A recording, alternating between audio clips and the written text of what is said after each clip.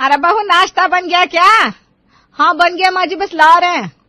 इन लोगों को जब देखो तब खाने की लगी रहती है, नाश्ते से फ्री होते नहीं कि अगली आइटम की डिमांड कर देते। अरे थोड़ा जल्दी लाओ बहू। अरे चलो भाई, वरना ये 2 मिनट में हमें 20 बार आवाज लगा देंगी। विमला की चारों बहुएं नाश्ता टेबल पर लगाती हैं। अरे आलू के पराठे? बेटा जब आलू के पराठे बनाने के लिए आलू उबाले थे तो साथ में बड़ा पाव भी बना लेते हैं। मम्मी जी इतनी गर्मी में इतना सारा नाश्ता बनाकर हम खुद उबले हुए आलू जैसे हो गए, और आप बोल रही हो कि बड़ा पाव भी बना लेती।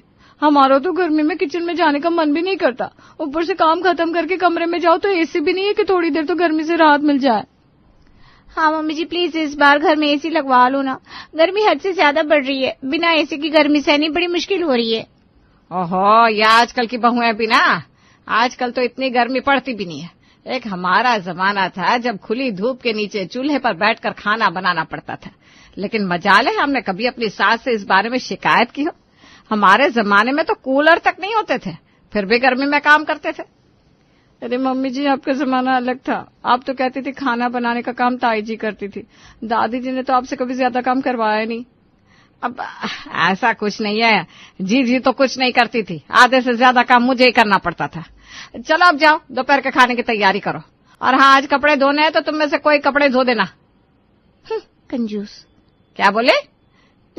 नेहा दीदी ऊपर कपड़े धोने चलते। रोक। चलो चलो दीदी।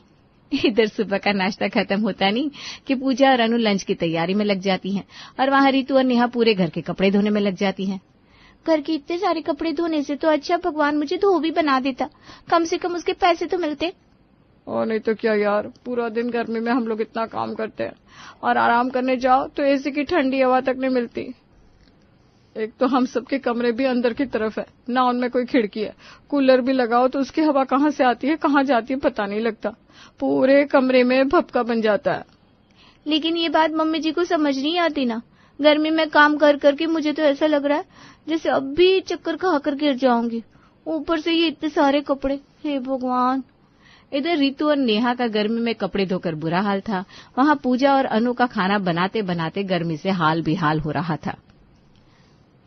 बाबा रे बाबा, मुझसे काम नहीं हो रहा पूजा दीदी, बहुत बेचैनी सी हो रही है गर्मी की वजह से। काम तो मुझसे भी नहीं हो रहा है।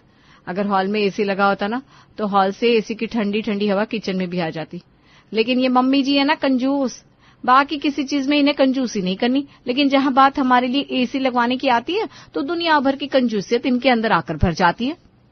यहाँ पूजा और अनु किचन में पहले ही गर्मी से परेशान थी, तभी बाहर से सासू माँ की आवाज आती है। अरे बहुओं सुनो,